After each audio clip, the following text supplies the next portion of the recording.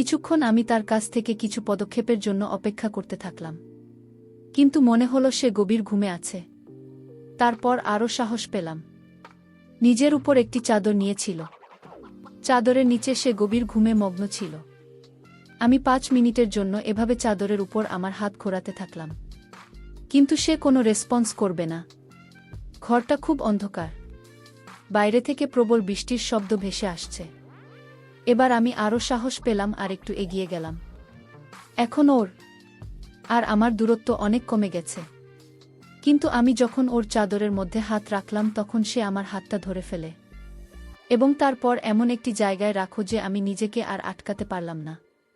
তাহলে আসল ঘটনাটি বলি। ম্যাট্রিকুলেশন পরীক্ষা দেওয়ার পর আমি ফিরছিলাম, এবং এই মুহূর্তে আমি বিশ্রাম এবং ভ্রমণ ছাড়া অন্য কিছু নিয়ে ভাবতে চাই না। কিন্তু আমাকে ফ্রি দেখে আমার পরিবারের সদস্যরা আমার দ্বারা সব কাজ করিয়ে নেওয়ার কথা মনে করতেন। কখনো সবজি, আবার কখনো দুধ শেষ। কিন্তু আমার পরিকল্পনা মতো কিছু ঘটছিল না। আমি এই অবসর সময়ে কিছু করতে চেয়েছিলাম, এবং এই সমস্ত সময় কাটানো খুব কঠিন মনে হচ্ছে। বন্ধুদের নিয়ে কিছু হুল্লোড়ি অনুষ্ঠান করব ভেবেছিলাম, কিন্তু সবার কিছু না কিছু সমস্যা থাকায় বাধ্য হয়ে তাও হতে পারে। একদিন মা আমাকে মাসির কাছে যেতে বললেন, আমি কিছু জিনিস পাঠাতে চাই। আর যাই হোক, তোর মাসি তোকে অনেকবার আসতে বলেছে, কিন্তু তুই কিছুতেই যাচ্ছিস না।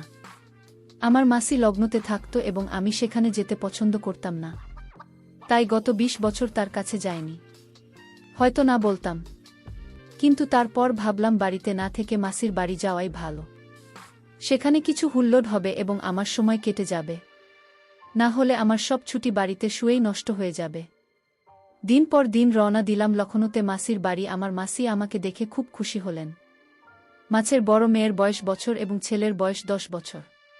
তারা দুজনেই স্কুলে গিয়েছিল। মেসো বাড়িতে ছিল না। মেসোকে অন্য শহরে বদলি করা হয়েছে, তাই শুধু শেষ সপ্তাহে একবার আসে। খাওয়া দাওয়া শেষ করে টাইম পাস করার জন্য ছাদে গেলাম।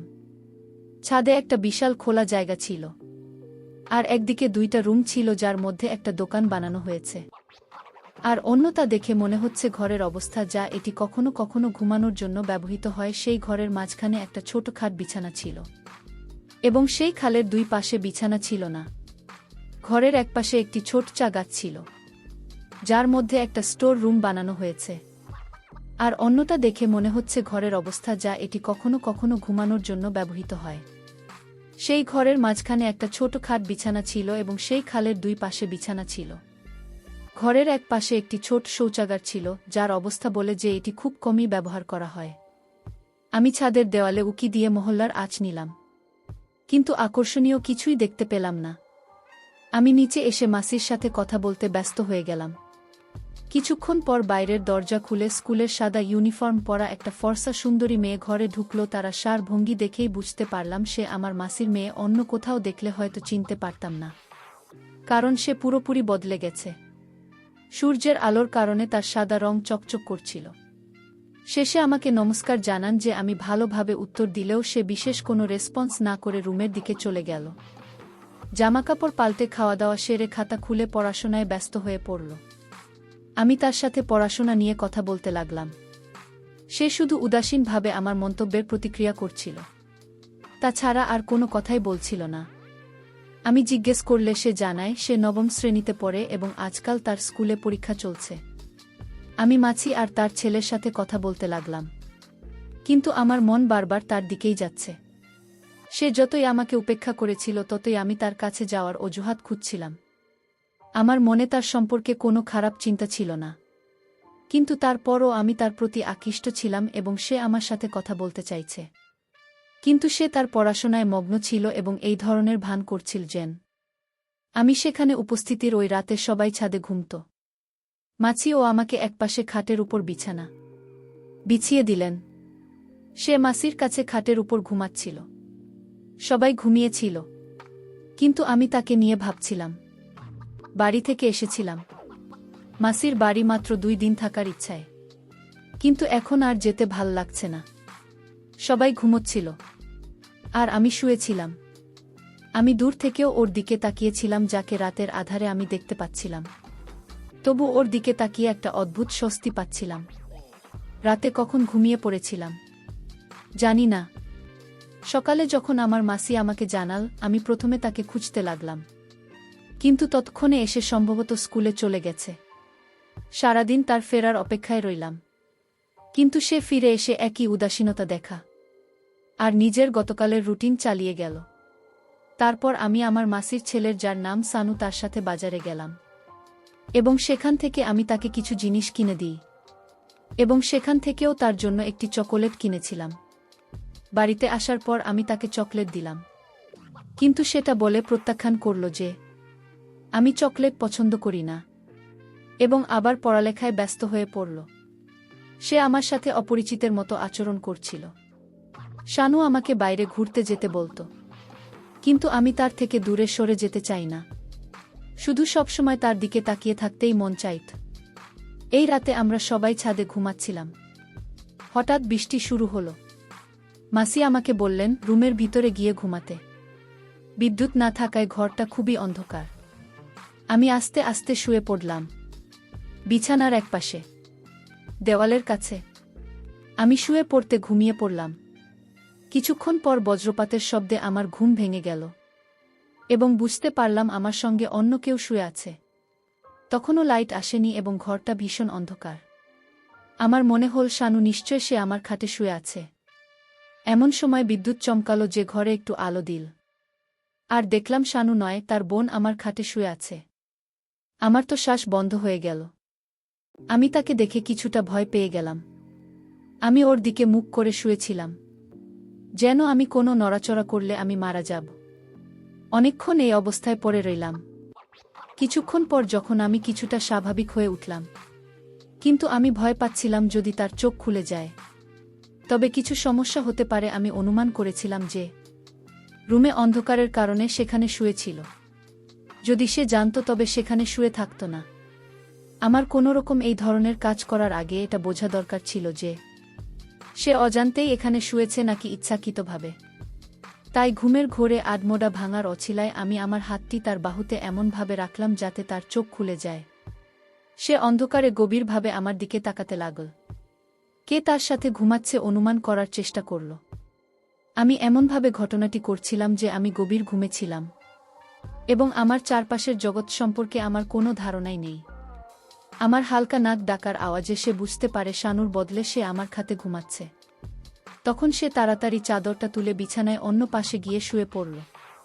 আমি একটা গভীর শ্বাস নিয়ে নিজেকে অভিশাপ দিতে লাগলাম যে ওকে জাগানোর কোনো দরকারই ছিল না। এই অবস্থায় অন্তত আমার কাছে শুয়েছিল। এখন জানি না এমন সুযোগ আর পাব কিনা। পরের দিন সে আগের মতোই আচরণ করল। মনে হচ্ছিল না যে সে আগের রাতের জন্য কিছু রিয়াক্ট করেছে। আজ সে আগের চেয়ে অনেক কষ্টে পড়ালেখায় ব্যস্ত ছিল। আমি কিছুটা সাহস সঞ্চয় করে তাকে সমস্যার কারণ জিজ্ঞেস করলে মাসি আমাকে বললেন যে গতকাল তার ম্যাক পেপার আছে আর সেই ম্যাচে খুবই দুর্বল। আমি বললাম আছি, চিন্তা করবেন না, আমি তার প্রস্তুতি করিয়ে দেব। এ কথা শুনে তিনি কিছুটা স্বস্তি বোধ করলেন। আমি গভীর রাত পর্যন্ত তার সাথে বসে তাকে গণিতের জন্য প্রস্তুত করি। যখন পরের দিন সে পেপার দেওয়ার পর এল, তখন তাকে খুব খুশি দেখাচ্ছিল। আমি জিজ্ঞেস করলে সে বলল, পরীক্ষা খুব ভালো হয়েছে এবং আজ আমার একদম শেষ। তারপর সে আমার সাথে হাত মিলিয়ে আমাকে ধন্যবাদ দিল যে তোমার কারণে আমার পরীক্ষা ভালো হয়েছে। এরপরে আমি তার সম্পূর্ণ ভিন্ন একটি রূপ দেখতে পেলাম। সে আমার সাথে অনেক ফ্রি হয়ে গিয়েছিল এবং পরবর্তী 2 দিন আমরা অনেক আড্ডা দিলাম। এই রাতে ঘুমানোর সময় আবার বৃষ্টি হলো এবং আজও মাসি আমাকে ভিতরে গিয়ে ঘুমাতে বলল। তাই আমি রুমে এসে বিছানার অপর পাশে শুয়ে পড়লাম, যেখানে শানু ঘুমাচ্ছিল। কিছুক্ষণ পর আমার চোখ খোল। তখন ঘরে সম্পূর্ণ অন্ধকার। এই মুহূর্তে বিদ্যুৎ চমকালো এবং সেই কয়েক সেকেন্ডের আলোতে আমি অনুভব করলাম যে কিছুক্ষণ এভাবে শুয়ে থাকার পর আমি ভাবলাম আজকে আবার ওকে যাই, না হলে আলো জ্বললে বা সকালে উঠে মাসি যদি আমাকে দেখেন, আমি জানি না সে কি মনে করবে। তারপর আমি আমার হাত দিয়ে তার বাহুতে আঘাত করলাম যেন আমি ঘুমের মধ্যে মেরে দিয়েছি। সে উঠে বসল এবং খুব মনোযোগ দিয়ে আমার দিকে তাকাল এবং তারপর আবার সেখানে শুয়ে পড়ল। কিন্তু আমি তখন শুয়েছিলাম এবং ঘুমের মতো অভিনয় করতে থাকলাম। আমি দেওয়ালের দিকে ছিলাম আসে বিছানায়। আমাদের মধ্যে দূরত্ব খুব কম ছিল, কিন্তু এখন কি করব বুঝতে পারছিলাম না। আমি উঠে অন্যদিকে ঘুমানোর কথা ভাবলাম, কিন্তু তারপর আমি 10 থেকে 15 মিনিটের জন্য সেখানেই শুয়ে থাকলাম। রাখতে আমি বুঝতে পারলাম না আমার কিছু হতে লাগল। কিছুক্ষণ তার কাছ থেকে কিছু আচরণের অপেক্ষায় রইলাম, কিন্তু মনে হলো সে গভীর ঘুমে আচ্ছন্ন। তখন আমি আরও সাহস পেয়ে গেলাম। সে নিজের গায়ে চাদর দিয়েছিল। আমি চাদরে হাত রাখছিলাম, কিন্তু সে সাড়া দেয়নি। ঘরটা খুব অন্ধকার আর বাইরে থেকে প্রবল বৃষ্টির শব্দ ভেসে আসছে। এবার আমি কিছুটা সাহস পেয়ে আরেকটু এগিয়ে গেলাম। এখন ওর আর আমার দূরত্ব অনেক কমে গেছে, কিন্তু আমি ওর চাদরে হাত দেওয়ার সাথে সাথে সে আমার হাতটা ধরে ফেলে। এবার মনে হলো আমার জীবন বেরিয়ে যাবে, কিন্তু কিছু না করে সেখানেই পড়ে রইলাম এবং আমার হৃৎপিণ্ড দ্রুত স্পন্দিত হতে লাগল। কিন্তু আমি এখনো কোনো আচরণ করিনি। তারপর সে আমার কাছাকাছি এসে আমার কানে মৃদুস্বরে ফিসফিস করে বলতে লাগল, আমি পাশে স্টোর রুমে যাচ্ছি, কিছুক্ষণ পর ওখানে এসো। এই বলে মেয়েটা পিছন ফিরে বসে চারপাশের খোঁজ নিতে লাগল। তারপর উঠে রুম থেকে বেরিয়ে গেল। তার কাছ থেকে এই কথা শোনার পর আমার তো হুঁশ উঠে গেল। আর আমি ভাবতে লাগলাম যে মেয়েটি আমার সাথে কথা বলে না, সে রাতের এই সময়ে তার সাথে একা দেখা করতে বলেছে। আচ্ছা, আলো তখনও জ্বলেনি আর মাসি নাক ডেকে ঘুমাচ্ছিলেন। তারপর উঠে রুম থেকে বেরিয়ে এলাম, কিন্তু অন্ধকারের কারণে কিছুই দেখতে পেলাম না। আমি হাতে হাতে স্টোর রুমের দিকে হাঁটা শুরু করলাম। আমি যখন স্টোর রুমে গেলাম, সে দরজায় দাঁড়িয়ে আমার জন্য অধীর আগ্রহে অপেক্ষা করছিল। তারপর সে আমাকে ভিতরে বিছানার দিকে নিয়ে গেল, কিন্তু দুর্ভাগ্যবশত আমি তার সাথে 5 মিনিটের বেশি থাকতে পারিনি এবং আমি গোপনে এসে শানুর খাটে শুয়ে পড়লাম এবং সেও তার জায়গায় এসে শুয়ে পড়ল। এসব আগামী 20 দিন ধরে চলে। কিন্তু যখন আমি আমার বাড়ির উদ্দেশ্যে রওনা হতে লাগলাম, তখন তার চোখে জল ছিল। আমি তার কাছে এসে বললাম, ভেবো না আমি তোমার সাথে টাইম পাস করেছি। আমি তোমার প্রেমে পড়ে গেছি, আর বাড়িতে পৌঁছে মাকে তোমার বাড়িতে সম্বন্ধ নিয়ে পাঠাবো। এই কথা শুনে সে লজ্জায় চোখ নিচু করে নিল। আমি ওর চোখের জল মুছে দিলাম এবং আমার বাড়িতে পৌঁছে আমার বাবা মাকে ওদের বাড়ি পাঠিয়ে দিলাম। সম্বন্ধের জন্য আমার বাবা মায়েরও কোনো আপত্তি ছিল না। তারপর আমার মাসি ও রাজি হয়ে গেলেন আর এভাবে আমাদের বিয়ে হয়ে গেল। গল্পটি সমাপ্ত হলো। বন্ধুরা, গল্পটি আপনাদের কেমন লাগল অবশ্যই কমেন্টের মাধ্যমে জানাবেন। আমি আপনাদের সকলের কমেন্টের উত্তর দেওয়ার চেষ্টা করব।